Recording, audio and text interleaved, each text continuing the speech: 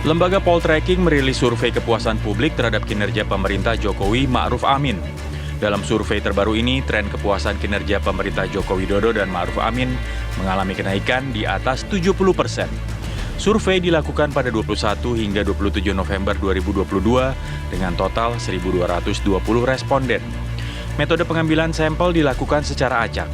Direktur Eksekutif Poltreking Indonesia, Hanta Yuda, mengatakan tingkat kepuasan publik saat ini mencapai 73%. Salah satu faktor kepuasan publik terhadap kinerja pemerintah naik disebabkan adanya bantuan pemerintah yang menyasar masyarakat. Bantuan langsung tunai atau BLT sebagai program yang paling bermanfaat di masa pemerintahan Presiden Joko Widodo dan Wakil Presiden Ma'ruf Amin. Dari survei itu, warga yang menilai BLT adalah program paling dirasakan manfaatnya sebanyak 28,9%. Setelah BLT, program yang paling dirasa manfaatnya oleh masyarakat adalah Kartu Indonesia Sehat dengan nilai survei sebesar 9,9%.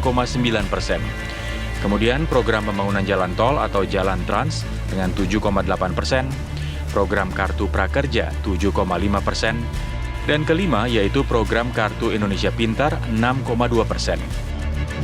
Kenaikan kepuasan publik terhadap pemerintah beriringan dengan kenaikan kepuasan publik terhadap kinerja Presiden Joko Widodo maupun Wakil Presiden Ma'ruf Amin.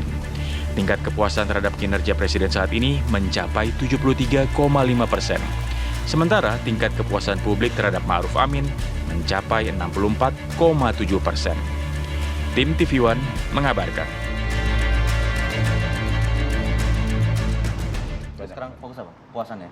Ya, menarik kalau kita melihat hasil survei dari Poltreking terhadap kepuasan kinerja Presiden Joko Widodo. Bahkan tidak hanya sampai di sana, ada beberapa hasil survei lain juga yang perlu kita kulik ya. Item-itemnya ya, begitu ya turunannya. Ya, sudah hadir bersama kami di studio TV One, sudah ada Mas Hanta Yuda, Direktur Eksekutif dari Poltreking Indonesia. Selamat pagi, Mas. Mas Hanta. Waalaikumsalam. Siap, sudah siap menjabarkan berbagai hasil survei. Nggak kalah seger juga yang di sebelahnya. Iya dong. Ada Bang Muhammad Holik, juru bicara dari PKS. Pagi, Assalamualaikum. Waalaikumsalam. Tidak hanya berdua saja, tapi juga sudah tersambung melalui sambungan Zoom. Ini dia. Segar nggak nih Mas Valdo Maldini? Halo Mas, selamat pagi. Staf khusus Menteri Sekretaris Negara Republik Indonesia. Di mana posisi? Assalamualaikum. Posisi di mana nih? Waalaikumsalam warahmatullahi wabarakatuh. Di bumi Allah. Wah, Masya Allah, Masya Allah. Ini bukan karena ada PKS di sini kan? Gara-gara Bang Khalid nih. Sehat, Dok. Sehat, Dok. Sehat Bang Khalid, ada Hanta, Mas. Oke. Agak lemes ya, agak lemes nih. Jadi Bang Hanta, langsung saja. Jadi hasil survei kemarin itu menilik apa saja? Ya, kita melakukan survei triwulan ya, setiap 3 bulan sekali merekam persepsi publik. Salah satunya approval rating, tingkat kepuasan terhadap kerja pemerintah secara umum. Trennya kita ukur, memang sekarang trennya sedang naik. 3 bulan yang lalu angkanya di 66,2%, di 3 bulan sebelumnya lagi 59,6%. Nah, itu bulan Mei 59,6%, kemudian bulan Agustus 66,2%, dan sekarang November akhir 2022 73,2%. Artinya trennya naik. Kepuasan terhadap kinerja pemerintahan secara umum. Ya, kemudian kita dalami kepada Presiden itu 73,5%, lebih tinggi sedikit. Yang tidak puas 18,7%, trennya juga naik ya, hampir sama tadi. Kalau kepada Wapres 64,7% tingkat kepuasannya. Nah, angka ini trennya memang baik ya, bagus, naik.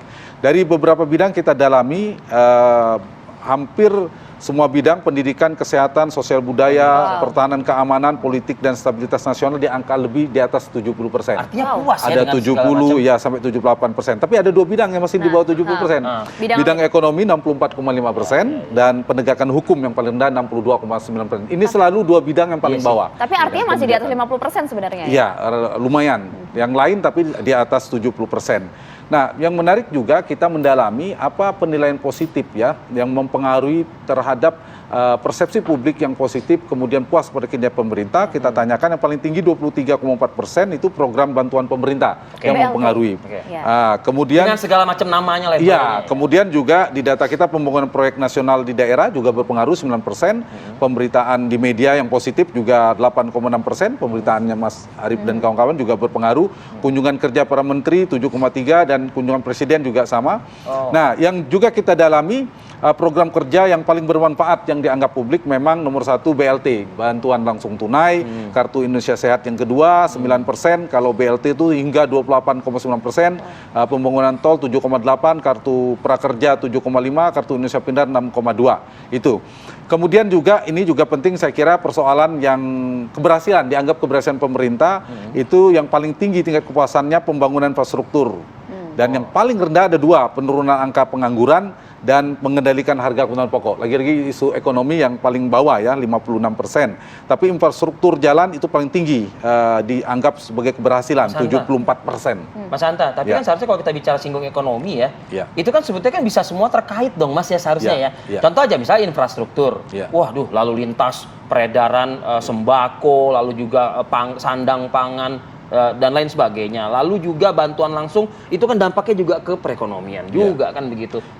Ini memang nggak related atau secara langsung tidak related? Ada isu ya yang selalu tingkat kepuasannya meskipun naik tapi tetap di bawah isu-isu lain, yaitu soal stabilisasi harga kebutuhan pokok. Itu selalu jarang sampai ke 70%. Tapi secara umum yang seperti saya katakan tadi, di luar isu itu angkanya di atas 70%. Kita mendalami banyak hal ya, selain isu-isunya, kemudian program-program pemerintah juga termasuk menteri. Kita ukur tingkat kepuasannya, yang tertinggi memang Pak Prabowo, Menteri Pertahanan, 3 besarnya itu, yang kedua Pak Erick Thohir, Menteri BUMN, dan ketiga Pak Sandiaga Uno. 3 itu, baru ada Bu Risma, Pak Andika itu di 5 besar, dan seterusnya dari 34 menteri itu. Dan juga lembaga negara kita evaluasi secara berkala 3 bulan sekali, itu pasti TNI yang tertinggi, baru lembaga kepresidenan dan seterusnya. Melakukan survei? Kita standar survei kita multi state random sampling, melakukan proporsi seluruh Indonesia 1.220 responden dengan wawancara tatap muka langsung, dan tentu proporsinya merata ya, sesuai dengan jumlah populasi, dan kita lakukan standar termasuk seperti survei-survei sebelumnya, memprediksi pemilu, mendekati pemilu yang lalu kita selisih 1% perolehan Pak Jokowi dan Pak Prabowo. Akhir November yang lalu. Akhir November yang lalu. Jadi masih baru sekali ini. Sebagai yang sangat sayang sama pemerintah. Kenapa nggak sayang? Bisa kan sangat sayang kan? Karena sayang dong. Sayang sekali, fungsi check and balances kebijakan tuh ada di PKS, gitu loh, ya kan?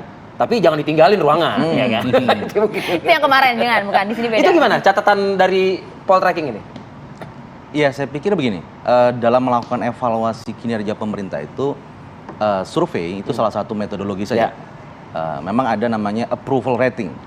Jadi sebuah pemerintahan itu dilihat di approval ratingnya bagus atau tidak. Itu dari persepsi apa yang dipikirkan atau dirasakan oleh masyarakat. Itu salah satu metodologi aja. Namun begini, kita itu harus melihatnya juga lebih komprehensif. Ada namanya approval rating, sifatnya persepsi gitu ya. Ada namanya faktual. Jadi evaluasi yang lebih faktual. Sebagai contoh tadi, ini ada beberapa kesamaan nih. Contoh, approval rating di bidang ekonomi ternyata rendah. Begitu ya, lebih rendah dibandingkan yang lainnya.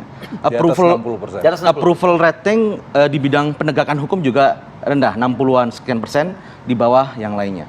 Ini juga sebenarnya meresonansi apa yang kemudian faktual yang didapatkan di masyarakat. Begitu. Contoh umpamanya begini, dengan kenaikan BBM ya, kenaikan harga BBM, itu secara langsung itu berdampak signifikan kepada daya beli. Bahkan inflasi mengalami peningkatan di atas 5%, hampir 6%. Ini adalah inflasi tertinggi sejak periode Presiden Joko Widodo memimpin ya, salah satu tertingginya. Nah, ini menunjukkan daya beli ini terdampak di sini. Terus. Padahal pada waktu pemerintah melakukan kebijakan kenaikan harga BBM, itu argumen yang digunakan adalah APBN jebol. Kemarin argumen itu semacam dikoreksi oleh Menteri Keuangan yang mengatakan bahwasanya APBN kurang 2 bulan lagi, duitnya masih 1.200 triliun. Pesan ini justru membuat publik bertanya-tanya, loh katanya APBN jebol, gitu. Kenapa kok 1.200 T masih ada? Sehingga inilah yang kemudian masyarakat bertanya gitu. Nah, tadi disampaikan oleh Bang Hanta gitu ya, terkait program pemerintah yang disukai, yang memang modelnya sinterklas lagi dengan cara apa? BLT. Yang mana BLT itu adalah kebijakan yang paling dikritik oleh Bapak Presiden Joko Widodo sebelumnya gitu ya, pada saat itu. Dan ini juga menjadi sebuah itu menjadi kompensasi lah dengan kenaikan harga BBM. untuk menjaga bagaimana ya trust atau kepuasan masyarakat bisa terjaga. Itu pun walaupun dengan BLT yang luar biasa itu, kepuasan publik di ekonomi. Tidak hanya BLT Mas Olive, banyak juga. Iya banyak, tapi yang paling terasa tadi ya programnya. itu program yang mendapat approval itu BLT seperti itu. Kemudian masalah isu penegakan hukum, ternyata sama juga. Yang paling mengecewakan selain ekonomi adalah penegakan hukum tadi surveinya Bang Hanta. Wajar, contoh kasus KM 50 namanya.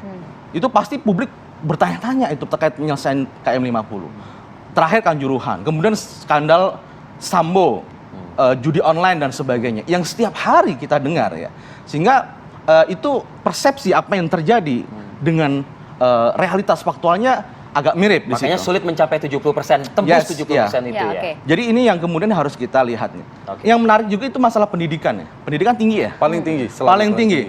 Nah, cuma kalau kita lihat faktual datanya, ini terakhir nih, World Population Review. Ini lembaga internasional yang mereview terkait IQ anak-anak Indonesia. Dia mempublish laporan IQ anak Indonesia itu terendah di ASEAN.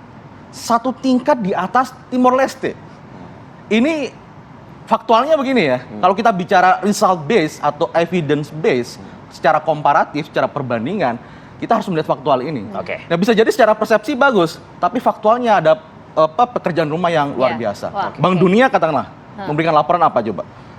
Pelajaran atau years of schooling, tahun belajarnya anak Indonesia itu 12,4 tahun, itu setara dengan 7,8 tahun. Jadi anak sekolah Indonesia menurut Bank Dunia nih, 12,4 tahun sekolahnya Indonesia itu setara dengan rata-rata sekolahnya 7,8 tahun average itu. Itu Bank Dunia yang menyatakan. Artinya itu faktualnya. So kalau kita kualitasnya tentu kan. Nah disinilah kemudian persepsi terhadap pendidikan itu ternyata publik. Faktualnya pekerjaan rumahnya. Kalau ini berarti harus direspon langsung oleh Bang Faldo. Tapi usai jeda ya Bang Faldo ya, sesaat lagi untuk Anda pemirsa.